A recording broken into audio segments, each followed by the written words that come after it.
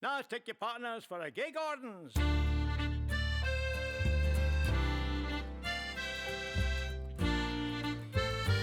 Hello. So it is. Get out of that light, or I can stand here. I'm so angelic.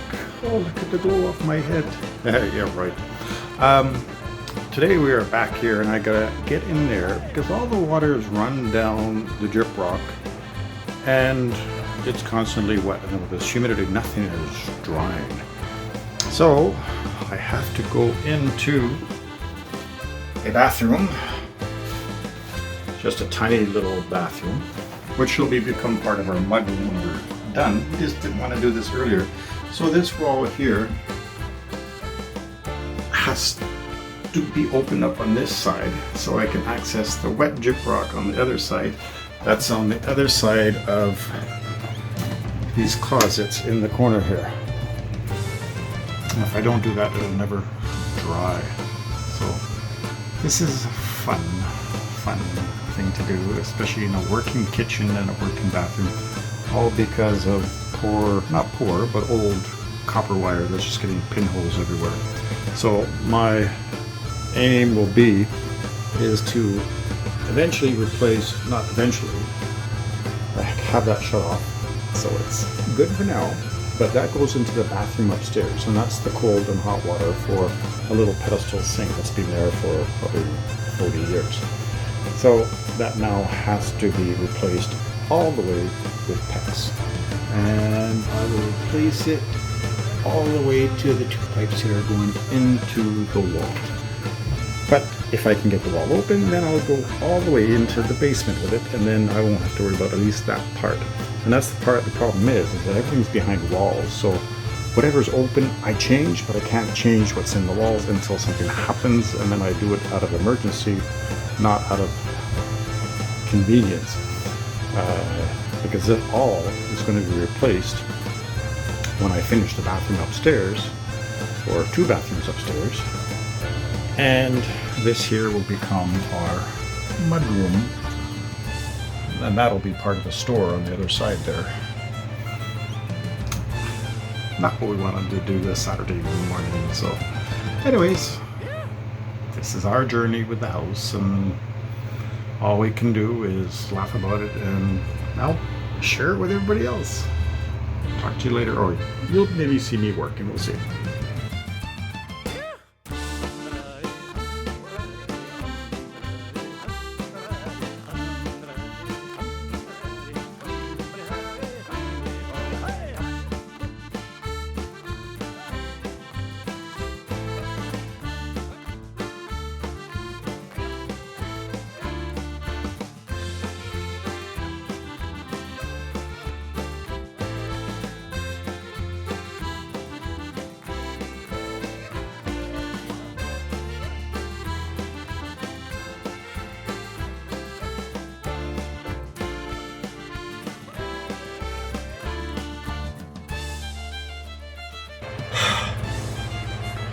Back again, just dripping.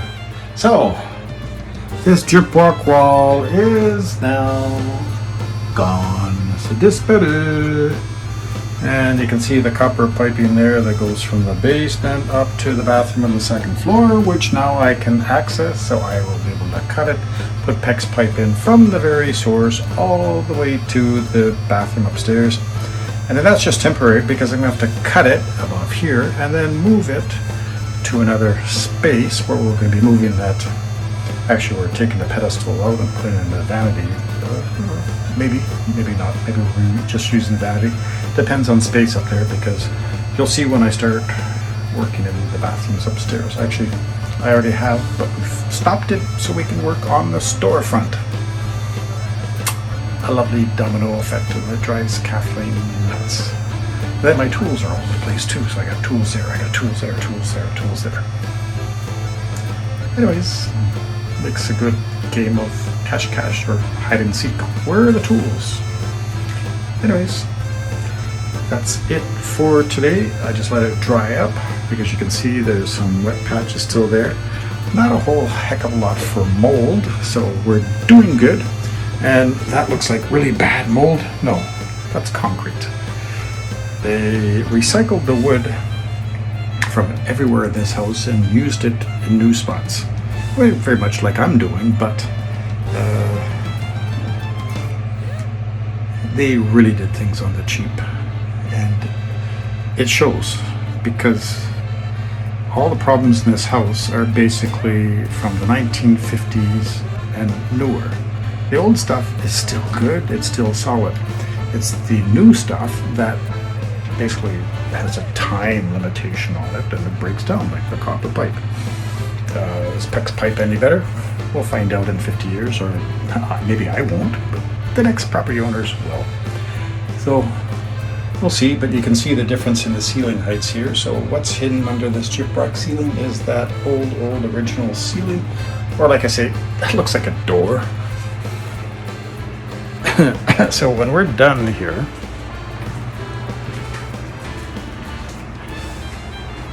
basically from that wall there across to about here, like if you follow that beam across, okay, this side of the beam, boom, boom, boom, boom, boom, boom, boom, boom, boom. So right there, there'll be a solid wall across here with a door entrance, and everything over here will become the mudroom. So behind there we have the washer and dryer. That'll be disposed of and put over here. The washing machine will be in the corner and the dryer will be under the window. Or if these ones break down, we'll have stacking ones. And then a shower will go in this area, because that's where the other little bathroom is right there. So the plumbing's all right there and the plumbing's all set, ready to go. And then this door here will be moved over here, if you know what I mean. So that door will still access the other room, but it will be through here. And right here, trying to find it, okay. Like right here where this stove was, there used to be a cook stove. Previous owner, she's in her 90s. Actually, the previous owner's sister, she's in her 90s. She visited us and she was talking about a big giant cook stove that was here, and the pipe went up and then into the chimney, which is behind there. But there's also a vent that was on the top. You can just barely see the new piece of wood that was put there, but there was a little vent in there and it shows up on the other side. And it went up into a bedroom upstairs, so that they can get some heat, because the person who was renting the room was complaining that there was no heat. So they put this vent up there, so when the wood stove was on, at least heat went upstairs and tried to warm up the house. Now,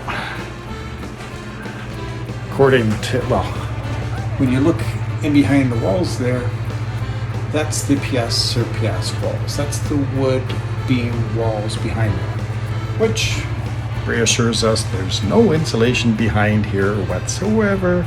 So when I do the summer kitchen, that'll be all taken off. All this will be taken off, because we can feel a draft into here. But actually it's a full-size window on the other side that goes under. But through here we get a wind blowing through all the time. Why? Because there's no insulation, there's nothing on there. So when we do this, that wall will be coming off. We'll be probably putting the 2x3 wall in there, reinforcing it, insulating it, no vapor barrier. Now, yeah, okay, a vapor barrier, but not plastic. So we need those pièce, the beam walls, to breathe. If we put a plastic membrane on there, they will sweat like I am right now, and they will rot the walls. So we have to have a barrier that allows the air to go back and forth to prevent that rot. Anyways, I think that's my work for today. I don't know, I got the front door, the big door that is in the store that we were working on, where I had mentioned before that the wall had shifted. Because of all the humidity, the door doesn't open or close very well right now. So I'm gonna have to sand that down and readjust things to make it work. Because the humidity in a wood house, like this house, breathes. And in the old days, they used fireplaces and wood stoves to heat and cook, even in the summer. And that's why they had the summer kitchen, so they can push all the heat into that building, usually external, but ours is attached. that was a way to keep the house cool. But it also dried up the moisture. So in wintertime, there would be a lot of heat, a lot of dryness. So the wood shrinks. Summertime, the last couple of years, it's getting more humid, and we've been on like a 3-week very high humidity temperature, and all the wood is now getting soaked with wood. So windows and doors and cupboards and things do not close very well. And people say, oh, well, you can just put on the air conditioning. That's our air conditioning. An open door to try and get the breeze. And then we shut down everything where the sun's coming in, and when the humidity comes in, we start closing up the house again to keep the humidity out. Now in the basement, we have a dehumidifier running all year round to keep the basement dry. For 2 reasons. Number one is it keeps everything from rotting that's in the basement in the summertime, and in the wintertime, it actually warms up the house. It keeps the floors a little warmer. One little dehumidifier. And because we're still on radiator heat here, you can see a radiator way over there. But the radiator heat was built as steam heat, so it's got the really heavy black pipe. And then it was changed over to hot water heat, so it doesn't have the high pressure steam. But now, and it was probably coal or wood burning. And that's beautiful Kathleen there walking by behind me. Hello, my love. And then it was changed to oil heat. So we had actually a small boiler in the basement with oil when we got here, but the oil prices just went up and up and up and up and up. And it was a ridiculous price to heat it.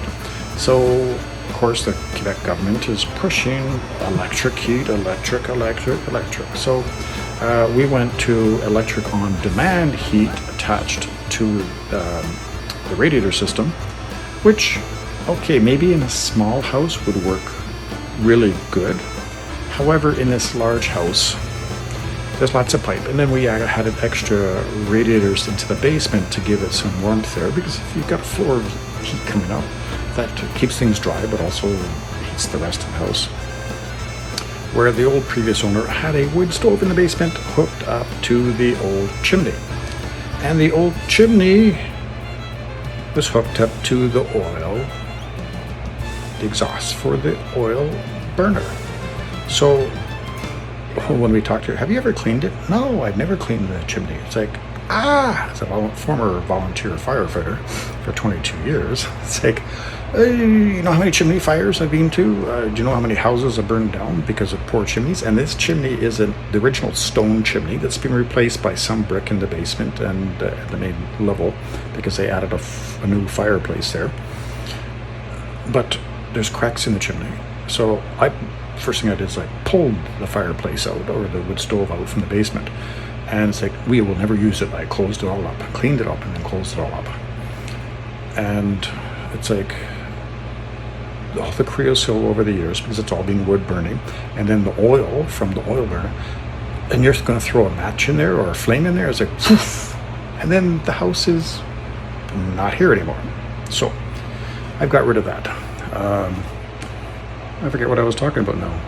But anyways, the heater's been changed, but the electric heat doesn't keep up. We can get to about 20 degrees around here at maximum. We can't get it up any higher because the system's just circulating, and there's no thermostat to stop it to actually heat it up. So the on-demand heat is great for a small house, but a big house, forget it. We would need probably 2 systems hooked up on each side of the house to try and keep up. But on the other side of the house, they actually got rid of the radiators and they put in baseboard heat, which I also hate. I hate baseboards everywhere. First of all, they're a fire hazard because people drop things into there and then the elements get hot, and it's like, oh, crayons are melting in there, wonder why. They have their place, but I personally don't like them. Plus they give off a dry heat, and you know, in this house it gets dry enough in winter, like you go touch the cats and it's poor cat is electrocuted. Kathleen and I go, we just walk by and suck. So electricity, it's static electricity, but also just because it's so dry. Anyway, that's it for today. Now I have to get ready. I'll do the front door, and then I have to replace or get a pane of glass for Kathleen, because when she was working on the windows, one of the panes broke. Fortunately, it was not a old pane, it was a new pane of glass, because she's sanding the windows down and reglazing them. She's doing a beautiful job reglazing them. It's like, oh, she's doing better than I did. Don't tell her that. But anyway, and then I have to get ready because I'm going to the Montreal Highland Games tomorrow for the Clan McKinnon, Le Chardon, Le Fleur de Lis, the 78th Fraser Highlanders Descendants Project, and a set to the tent. So that's gonna be a long day, but I'll be doing another video on that, and I'm not sure which one's gonna get out first, this one or that one, but you'll see. Anyways, I ranted along this like 12 minutes. We'll see if I can edit it down. To you.